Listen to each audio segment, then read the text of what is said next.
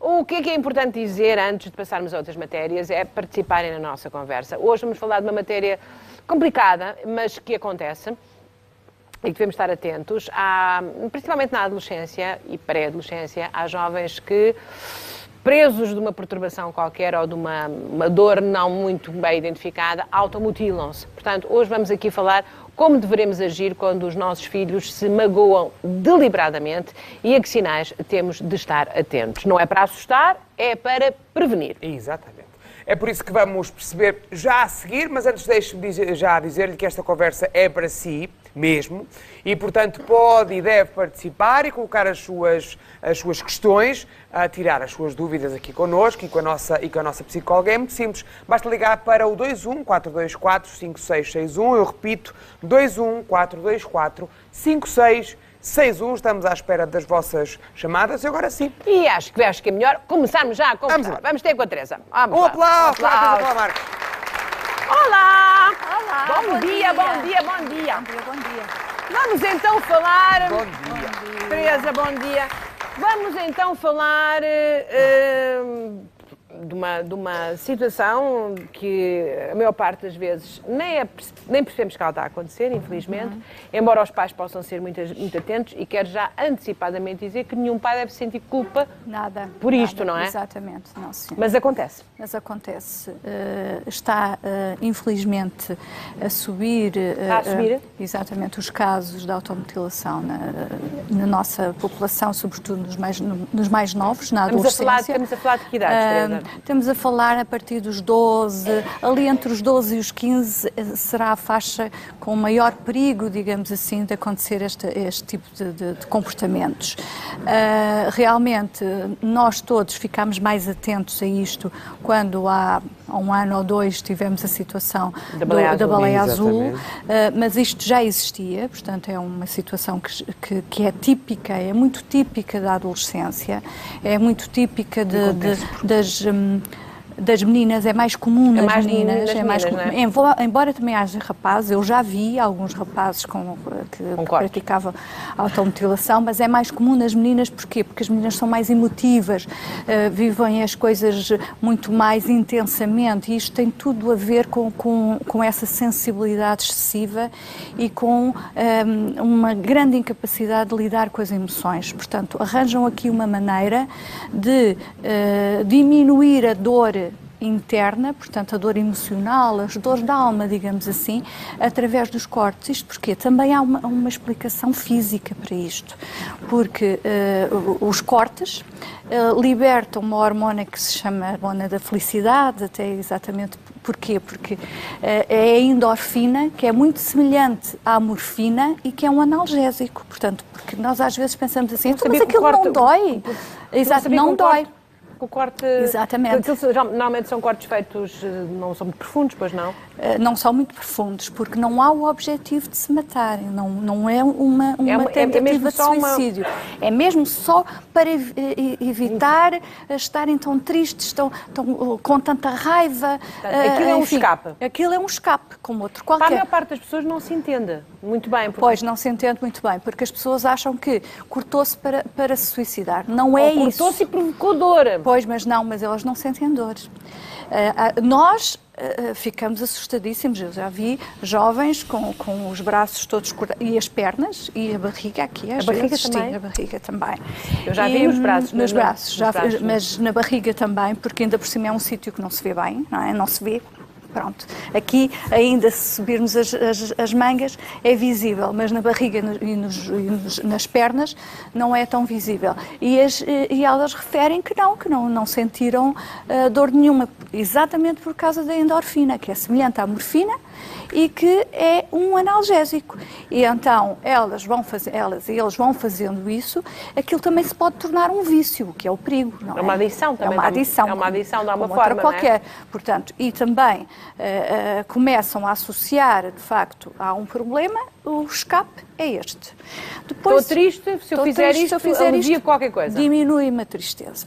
Depois há também aqui outros fatores, como também a imitação de algumas, sobretudo atrizes de Hollywood, que vieram, a Angelina Jolie, por exemplo, veio dizer que fez. Pronto. E então, se ela fez, eu também posso fazer, não é? Até porque ela é uma grande atriz. Portanto, desvaloriza um bocadinho aqui uma coisa que não devia ser desvalorizada. E depois as redes sociais, obviamente. Ora, isto nas redes sociais são muito importantes e nós não vamos mostrá-las, até porque não queremos que as procurem desta forma, mostrando, mas há muita informação sobre isto e como se faz, não é? Não é só informação, Júlia, há aqui uma maneira perversa de colocar as coisas, ou seja, há muitas páginas que aparentemente são contra a automutilação, mas depois nós vemos que os miúdos que aderem a essas páginas acabam por entrar ali num grupo. É preciso que nós vejamos que o perfil do jovem que se automutila já é uma pessoa mais triste, mais isolada, mais excluída do grupo. E entrando nesse grupo, sente-se incluído. Exato. Pronto. No início, acha que está naquele grupo porque o grupo se está a ajudar entre si a arranjar outras estratégias para resolver os assuntos. Mas não, aquilo subliminarmente vai transmitindo a ideia de que se estás naquele grupo é para te cortares. E depois partilham as fotos, exatamente, partilham experiências. Vai alimentando. E quando eles dão por eles estão num grupo que continua a fazer exatamente, aquilo, que se vai alimentando este tipo de comportamento.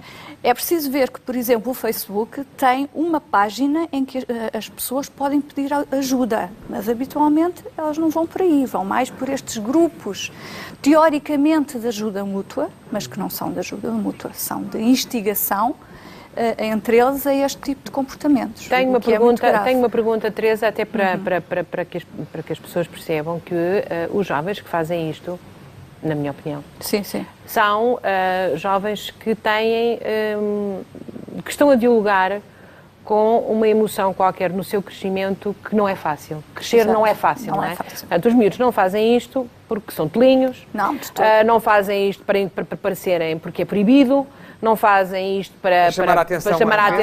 Até para chamar a atenção pode ser. Mas não é visível. Mas não é visível, mas é perfeitamente normal, e às vezes nós pais temos muita dificuldade em entender isto, que uma criança de 12, 13 ou 14 anos se sinta profundamente infeliz. E nós pais não sabemos porquê. Júlia, sim, eu entendo isso, os pais têm muita dificuldade em compreender isso. Há ali uma dor que eles não conseguem verbalizar. Mas temos que ver que isso faz parte da adolescência. Onde é que há mais casos de suicídio? Na adolescência. Onde é que há mais depressão? Começa muitas vezes na adolescência. Portanto, porquê? O viver as mudanças do corpo, que se calhar nós já não nos lembramos como é que foi, mas não são fáceis de viver. Dia a dia, aquelas mudanças, às vezes... Que não são, para uns que resultam muito bem, para outros nem tanto, não é? Passa-se ali umas fases um bocadinho menos somos uns patinhos feios, exatamente, somos uns patinhos feios. Estamos em mudança e, de facto, os outros também acabam por... A pressão do grupo. Às vezes, alguns jovens são vítimas de bullying nessa altura, ou porque têm muitas borbulhas, ou porque cresceram muito e estão um bocado desproporcionados, obviamente, porque aquilo é uma fase transitória, mas que nós, quando somos jovens, não percebemos que é transitória, achamos que aquilo vai ficar assim para sempre e que não queremos ser assim, e realmente isso provoca tristeza nos jovens. E o que é que nós devemos fazer? Eu tenho duas filhas, e eu vou passar ainda por essas fases todas, a Júlia já passou também. Já passou. E com dificuldades, como se sabe. Com dificuldades, como todos nós sabemos. Eu vou passar por isso tudo. Sim. Eu, enquanto pai, a que é que devo estar atento? A uma criança mais sossegada, mais calada? Uma criança mais isolada, uma criança, um jovem que não tenha amigos, não pode ser uma criança equilibrada. É preciso perceber-se isso, é preciso ter um grupo de amigos, não é preciso ter uma multidão de amigos, mas ali 4 ou 5 amigos. Devemos estar atentos se tivermos uma criança em casa que não sai de casa, que não socializa. Que não socializa. A partir de que idade? Sempre. sempre, temos que estar sempre atentos, não é, João Paulo? Agora, há fases mais críticas, esta fase da pré-adolescência e da adolescência é mais crítica, de facto, que estão muito fechados no quarto, embora seja típico da adolescência, mas há excessos, não é? Nós percebemos perfeitamente quando há excessos. O andarem sempre de mangas compridas, mesmo no verão, não é? Quando está calor e não querem destapar-se, não quererem ir à praia, muitos deles não querem fazer educação física, até porque aí é que lhes dói, não é? Porque, de facto, depois têm que mexer em locais, imagino, fazer flexões com a barriga toda cortada, não é? Há uma pergunta que me estão a colocar e que me parece que é muito pertinente, que é, os pais devem inspecionar o corpo dos filhos, ou seja, devemos... Não, inspecionar, acho que não. A palavra não é inspecionar. Acho que é excessivo.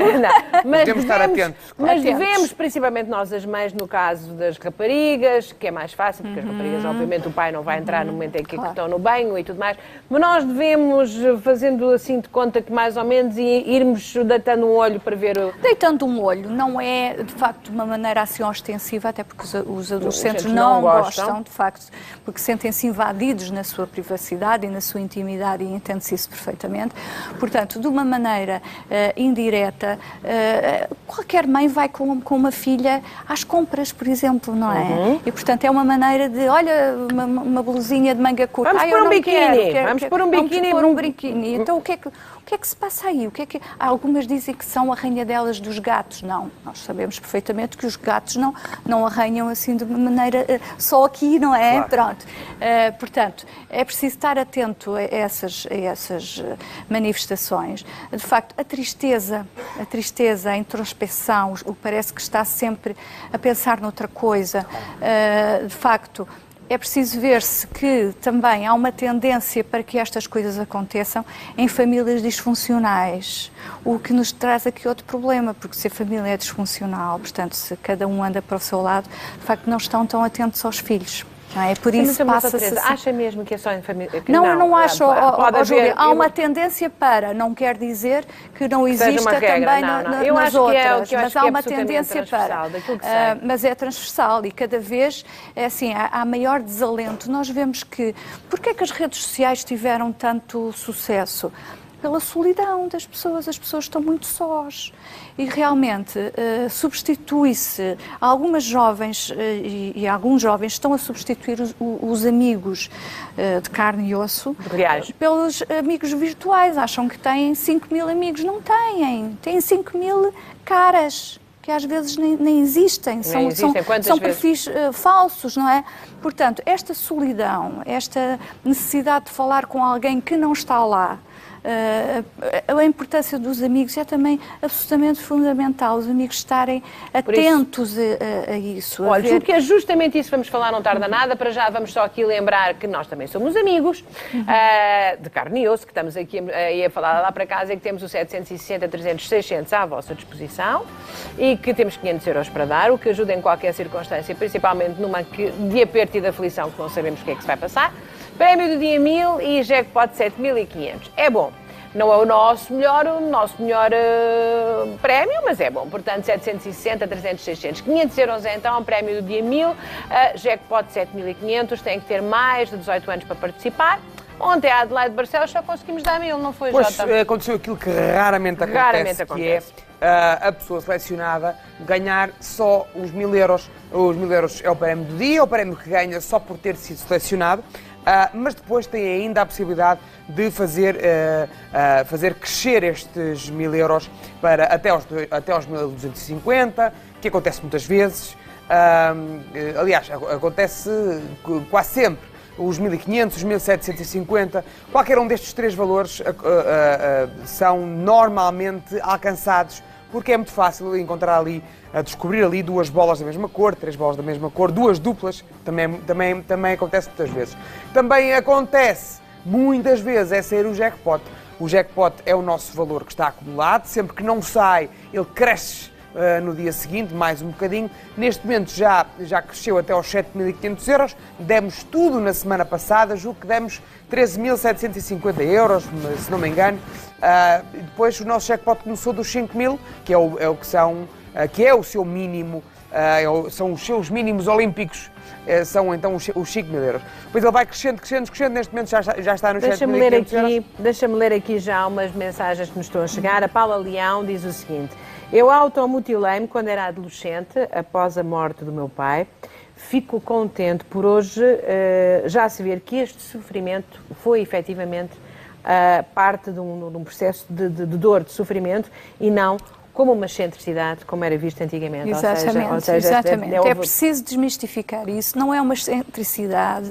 Não é uma coisa esquisita. Não é uma coisa esquisita. Dos góticos. Exatamente. Não é nada.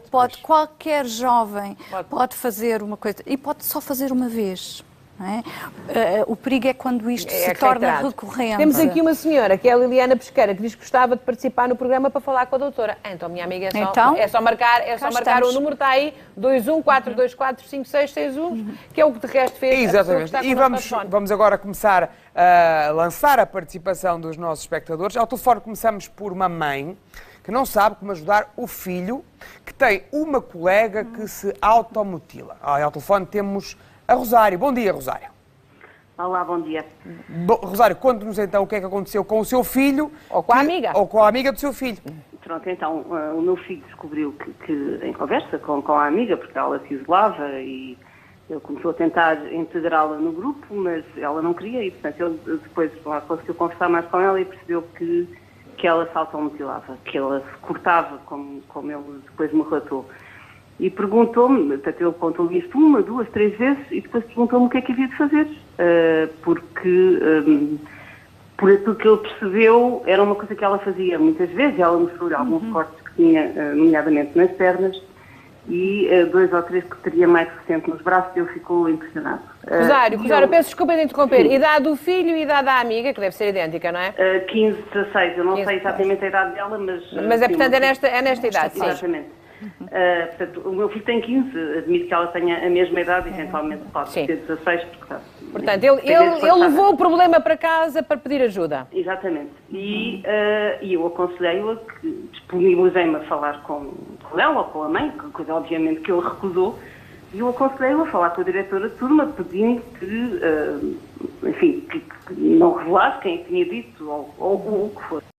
A verdade é que, muito provavelmente porque ela não terá partilhado isto com muita gente e porque, de facto, a diretora de turma falou com os pais e houve uma intervenção junto da colega do meu filho. E o que aconteceu a seguir foi que ela começou a agredir verbalmente o meu filho, psicologicamente, dizendo que ele destruiu a vida dela, que agora ela está a ser acompanhada, que se calhar vai ser internada. E ele sente-se numa angústia e perdido, porque sente que de alguma forma traiu a confiança dela e julga que não a está a ajudar. É uma pergunta muito boa, é uma questão do ponto de vista ético e moral muito interessante, Rosário. Portanto, vamos ver. Bom dia, Rosário. O filho da Rosário agiu lindamente. Claro que estamos a falar de uma pessoa, neste caso a amiga, que realmente não está bem, se calhar até tem alguma perturbação por trás desta questão, uma depressão mais profunda. E, de facto, penso, Rosário, que o que deve dizer ao seu filho é exatamente isto, é que deve desvalorizar um bocadinho aqui a reação da colega, porque ele realmente agiu lindamente. Nós psicólogos costumamos dizer que situações de ameaça de suicídio ou de risco de vida não se deve guardar segredo. Não há segredos aí. Portanto, de facto, o filho da Rosário fez bem. Eu aconselho aos amigos de pessoas que realmente praticam automutilação fazerem o quê? Primeiro que tudo, oferecerem o seu ombro amigo, digamos assim, dizerem que estão ali disponíveis para ouvirem, sem julgar. Estas pessoas já se sentem muito culpadas e os pais também, como a Júlia começou por dizer e muito bem, não se pode culpar os pais por isto, não tem nada a ver com os pais, é uma coisa muito mais interna do jovem. Portanto, sem culpar, dizer aos amigos que se automutilam que realmente eles próprios também têm os seus momentos de tristeza, como todos nós temos, mas que arranjaram maneiras de lidar com isso de outras formas, fazendo desporto, escrevendo. É muito interessante que nós, noutros tempos, tínhamos os nossos diários, não é? Sim. Se calhar retomar. Há jovens que já fazem um diário, outros fazem blogs, onde se expõem também, mas pronto, é uma maneira de pôr cá para fora essa angústia. Através de uma arte, como a música, como o desenho, qualquer coisa que ocupe o vazio, realmente, e também aumentando a autoestima. Dizendo-lhe, tu és boa nisto, assim, assim. Portanto, cá há sempre qualquer coisa que nós somos um bocadinho melhores. Puxar por isso, não é? Para aumentar a autoestima, para que o amigo ou a amiga não tenha que recorrer a este tipo de estratégia. Rosário, muito obrigada por esta. E o seu filho fez muito bem. Fez muito bem. Foi um grande amigo, embora coitadinho, provavelmente agora está-se a sentir muito culpado. Mas esse passa, Mas daqui a alguns anos, provavelmente, essa amiga vai e não traiu a confiança dele. Exato. E provavelmente essa amiga daqui a uns anos vai reconhecer que, de facto, o seu filho foi muito importante na vida dela. Se calhar. Obrigado, Rosário. Temos mais uma chamada que nos chega de Odivelas e é a Maria Nunes, que está ao telefone. Bom dia, Maria. Está a ouvir-me, Maria? Maria, bom dia. Maria, bom dia. Está a ouvir-nos? Não está a ouvir-nos. Vamos tentar outra vez. A chamada deve ter caído. Vamos tentar outra vez. Estão a chegar. Daqui a Odivelas não é longe. Não é longe. Não.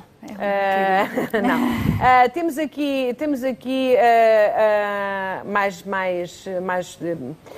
mais pessoas. Mais depoimentos.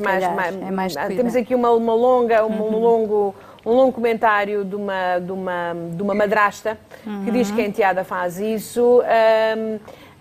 E que tem sido muito difícil afastá-la, porque parece que esta jovem de 13 anos, se bem estou aqui a ler, estou a ler um bocadinho na diagonal, esta jovem parece que tem uma grande dependência das redes sociais e da net e que é muito difícil tirá-la dali.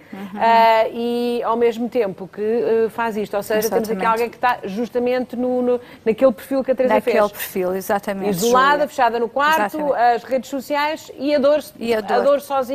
Exatamente, a dor que se vai alimentando, eles vão alimentando aquela dor e vão tendo cada vez mais pena de si próprios. É um bocadinho isto, não é? Pronto, nestas situações vitimizam-se, exatamente. É uma maneira de chamar a atenção, aqui sim, é uma maneira de chamar a atenção do resto do grupo que ele está.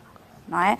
Portanto, é preciso ter em conta que muitas vezes estas situações passam por um apoio especializado mesmo, não só de psicologia, no sentido de ensinar a jovem a lidar com estas situações de uma outra maneira, menos impulsiva, porque isto habitualmente é impulsivo. Até fazem isto na escola, vão à casa de banho e cortam-se.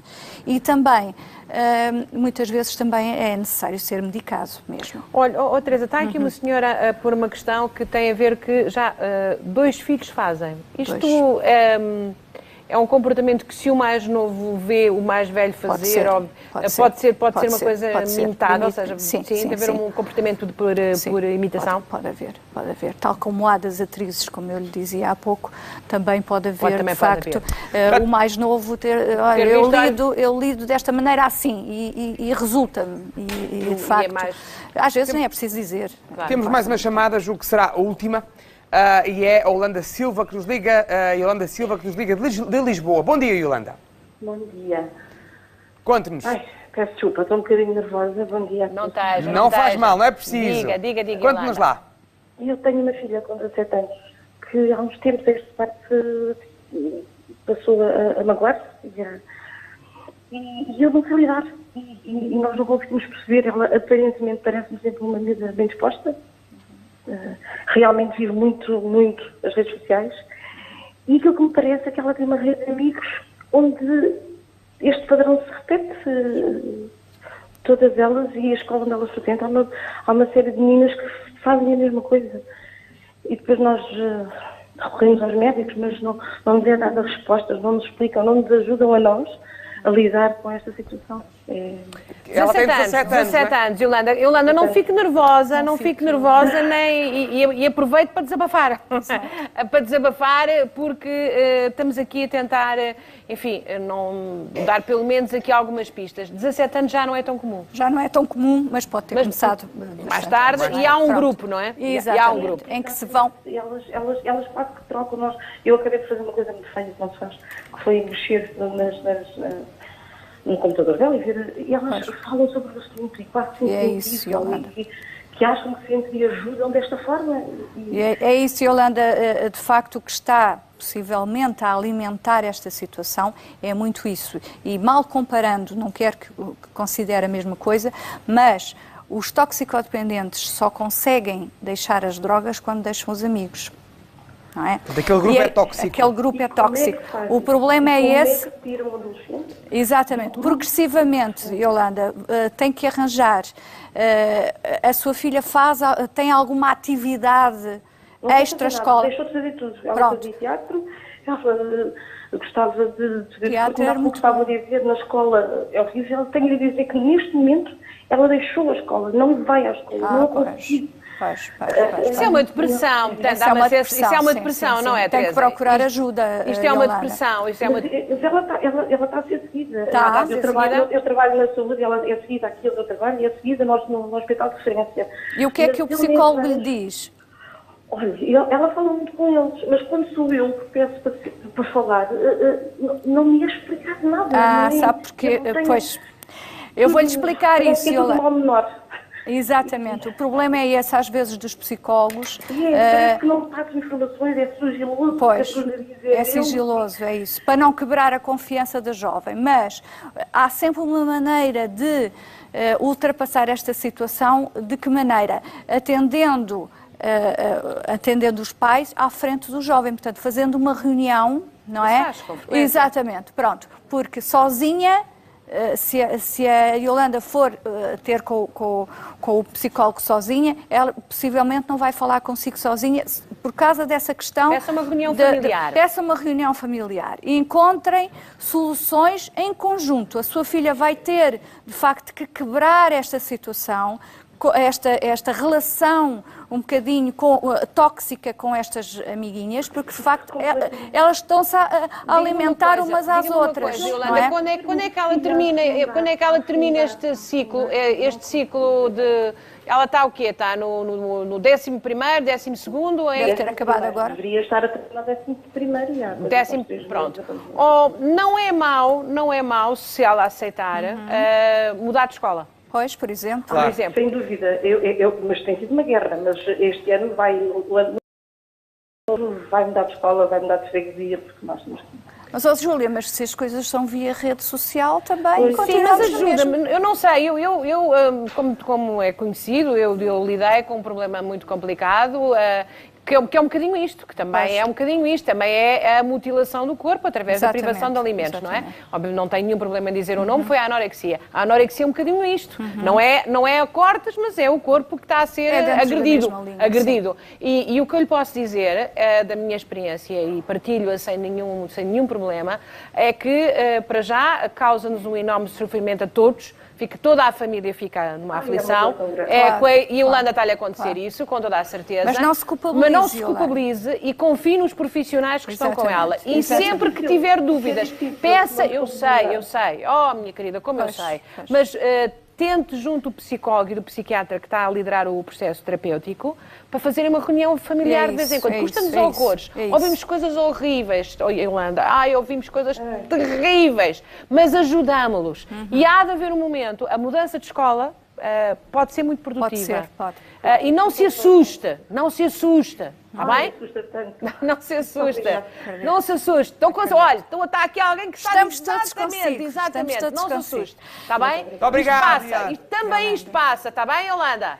Tá? Um abraço muito grande. Obrigada. Aí na bochecha. Muito obrigada. Adeus. Um aplauso para a Yolanda. E bom, chegamos ao fim deste consultório parental. Não estava à espera que fosse...